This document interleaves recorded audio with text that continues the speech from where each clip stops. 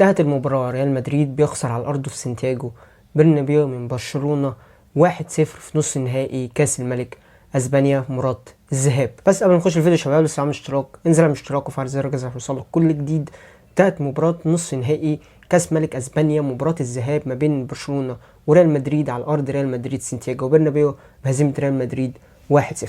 كده كده أصلا الملعب ده عقدة لريال مدريد أكتر من عقدة لبرشلونة، بالذات في كاس الملك عقدة لريال مدريد. ريال مدريد ما فاز فيه غير مرتين بس، مرة في الخمسينات ومرة في أول السبعينات، والباقي كله تهزم فوق الخمس مرات وتعادل 4 مرات. ده في تاريخ مواجهات ريال مدريد وبرشلونة في كاس ملك اسبانيا. برشلونة كعبها عالي على ريال مدريد في سانتياغو برنابيو، بالذات في البطولة دي في كاس ملك اسبانيا. ريال مدريد بلا حلول، ريال مدريد جماعيا بلا حلول، وده مش باين بس من النهارده او مش باين بس من امبارح، مش باين مثلا من بكره، لا ده مبين من اول فتره انشيلوتي الفتره الحاليه ان ريال مدريد بلا حلول جماعيا، بلا حلول جماعيا. فينيسيوس يعرف يلعب ويعرف يمرقص 2 3 ويعمل فرصه، عمل.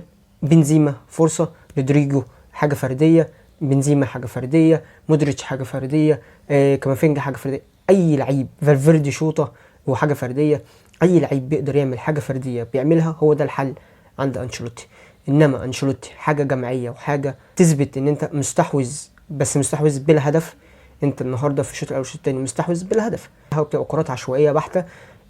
انت مستحوذ، فانت المفروض المستحوذ يبقى عارف ان انت تصنع فرص.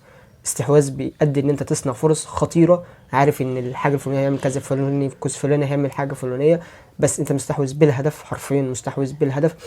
استحواذ بس على الفاضي. مقابل الناحيه التانية برشلونه عارفه هي عايزه تعمل ايه، دفاع منظم من اروخو وكوندي بالذات، وبالذات اروخو. حرفيا اروخو باعتراف شخصي من واحد مدريدي، اروخو عقده لفينيسيوس. من اول ما طلع اروخو من موسمين او 3، اروخو عقده لفينيسيوس، اروخو عقده لفينيسيوس. لعيب سريع ولعيب بيقطع عليه ميه ونور، ولعيب بيروح معاه مش لحد فينيسيوس لو نزل للدفاع، لو فينيسيوس راح الحمام اروخو بيفضل معاه.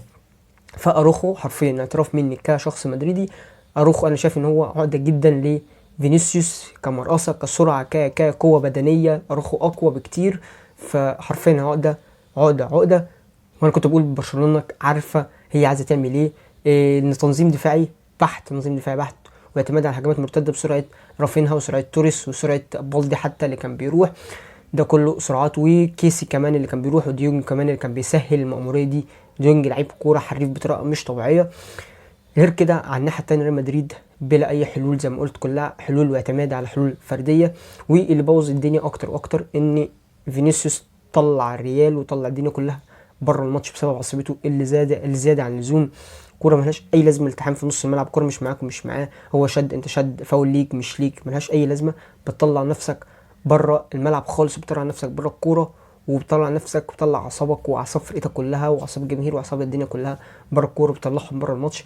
الناحيه التانيه ديونج راح بعديها راح مسلم عليه منتهى البرود ومنتهى مفيش نرفزه. انا ليه تنرفز؟ فاهم كده؟ بتطلع نفسك بره الكوره.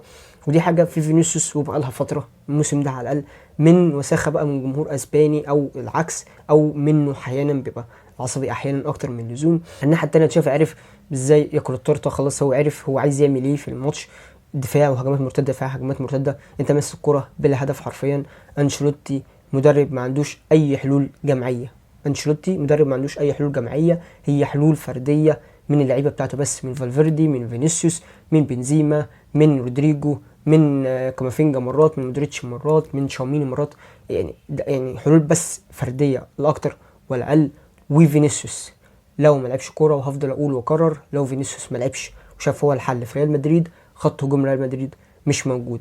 فينيسيوس اللعيب البرازيلي صاحب 22 سنه، لو ما عملش حاجه وهو اللي لقى الحل الفردي في خط هجوم ريال مدريد، ريال مدريد مش هيعمل اي حاجه. يعني فينيسيوس ده اعوذ بالله لو حصلت له اي اصابه في اي وقت من اوقات الموسم، فرقه وقعت وقعه سودا، وقعه مش طبيعيه.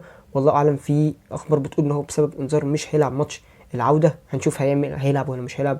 في حاجات الناس بتقول لك انذار بتحسب وانذار ما بتحسبش، هنشوف هيعمل ايه. بس فينيسيوس بدونه ريال مدريد بلا اي خطوره هجوميه. فينيسيوس وقف والباك اللي قصاده ورخم وعرف يوقفه، ريال مدريد كله وقف. فينيسيوس فايق وعرف يعدي واحد واتنين وهو اللي عمل الشغل، هي الفرقه وقفت تاني على حيلها والهجوم اشتغل. مدريد من غير فينيسيوس زيرو هجوم، زيرو هجوم. باشا بكون خلاص الفيديو بتاع النهارده. ما تنساش لو مش اشتراك انزل الاشتراك وفعل زر الجرس يوصلك كل جديد. سلام.